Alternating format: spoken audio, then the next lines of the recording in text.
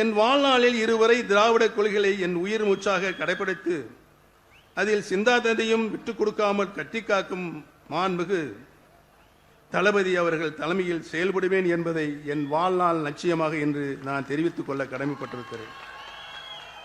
மாண்புமிகு தளபதி அவர்கள் கடந்த 5 ஆண்டு காலம் ஒரு சிறப்பான ஆட்சியை நாட்டு மக்களுக்கு தந்து கொண்டிருக்கிறார்கள். மக்களுக்கு என்ன தேவையோ, மக்களுடைய அடிப்படை தேவைகள் என்ன தேவையோ, அரசியல் மூலமாக பல்வேறு திட்டங்களை அர்ப்பணித்துக் கொண்டிருக்கின்ற தலைவராக, முதலமைச்சராக இன்றைக்கு வலம் வந்து கொண்டிருக்கிறார்கள். மக்கள் நல திட்டங்களை, ஜீவாதார உரிமைகளை மக்களுக்கு பெற்றுத் தருவதில் இந்தியாவிலே தலை சிறந்த முதலமைச்சராக இன்றைக்கு நம்முடைய முதலமைச்சர் தலைமை விளங்கிக் கொண்டிருக்கிறார் என்பதனை இந்திய திருநாளை உற்று நோக்கிக் கொண்டிருக்கிறது. இந்த 5 ஆண்டு கால அவருடைய ஆட்சியில் சமூக நீதி, சமத்துவம் உள்ளடக்கிய வளர்ச்சியை மையமாக கொண்டு அனைவருக்கும் கல்வி, அனைவருக்கும் சுகாதாரம், உள்கட்டமைப்பு மற்றும் மகளிர் முன்னேற்றத்தில் முக்கிய சாதனைகளை இன்றைக்கு அவர் செய்து கொண்டிருக்கிறார்கள். மாதந்தோறும் மகளிர் உரிமை தொகை, இல்லம் தேடி கல்வி, புதுமை பெண் திட்டம், மகளிர் இலவச பேருந்து பயணம், மக்களை தேடி அனைவருக்கும் மருத்துவம்,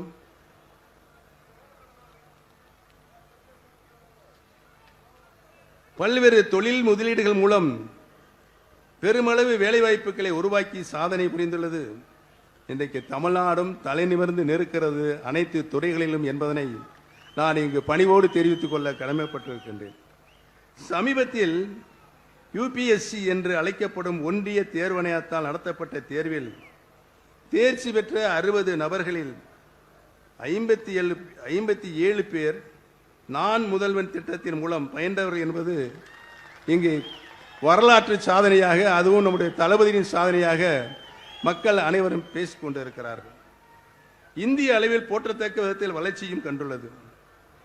நம்முடைய கனவுகள் மெய்ப்பட வேண்டும் என்று தொலைநோக்கு பார்வையின் மூலம் நமது மாண்புமிகு முதலமைச்சர் ஆற்றல் மிகுந்த கழக தலைவர் தளபதி அவர்கள் எடுத்து வரும் முயற்சி வெற்றி பெற்று இந்தியாவில் முதன்மை மாநிலமாக தமிழ்நாடு திகழும் என்பதில் மாற்று கருத்துக்கு இடமில்லை.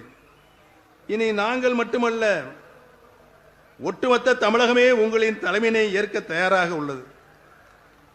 தங்களை மீண்டும் 2ஆம் முறையாக முதலமைச்சராக அரியணையில் அமர்த்திட, கழக ஆட்சி மீண்டும் தொடர்ந்திட, வரும் தேர்தலில் நாங்கள் அனைவரும் ஒற்றுமையாக இருந்து ஓயாமல் உழைத்திடுவோம்.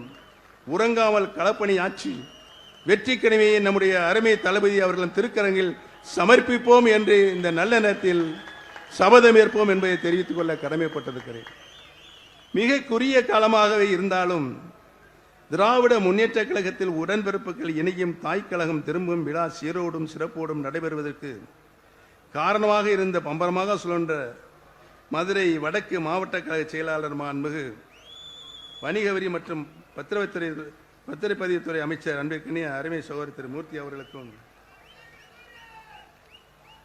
அவரோடு துணை நின்று பணியாற்றிய மதுரை தெற்கு மாவட்ட கழக செயலாளர் அன்பிற்கினிய அருமை தம்பி திரு மணிமாறன் அவர்களுக்கும், முன்னாள் நாடாளுமன்ற உறுப்பினர் தம்பி ரவீந்திரநாத் அவர்களுக்கும், முன்னாள் நாடாளுமன்ற உறுப்பினர் சகோதரர் திரு கோபாலகிருஷ்ணன் அவர்களுக்கும், முன்னாள் சட்டமன்ற உறுப்பினர் சகோதரர் திரு ஐயப்பன் அவர்களுக்கும், மதுரை புறநகர் மாவட்ட கழக செயலாளர் திரு முருகேசன் அவர்களுக்கும் மற்றும் உடனிருந்து ஏற்பாடுகளை செய்திட்ட மாநில, மாவட்ட, ஒன்றிய, நகர, பேரூர் மற்றும் கிளைக்கழக நிர்வாகிகள், உடன்பிறப்புகள் அனைவருக்கும் என் நன்றியை இன்றைக்கு இந்த நிலநேரத்தை தெரிவித்துக் கொள்ள கடமைப்பட்டிருக்கிறேன். இங்கு வருகை புரிந்திருக்கின்ற எங்களுடைய குடும்ப சகோதரர் மாண்புமிகு அமைச்சர் திரு PTR தியாகராஜன் அவர்களுக்கும் என்னுடைய நன்றியும் வணக்கத்தையும் தெரிவித்துக் கொள்ள கடமைப்பட்டிருக்கிறேன். தமிழகத்தில் திராவிட மாடல் ஆட்சி மீண்டும் மலரட்டும். தமிழகத்தில் திராவிட மாடல் ஆட்சி மீண்டும் மலரட்டும்.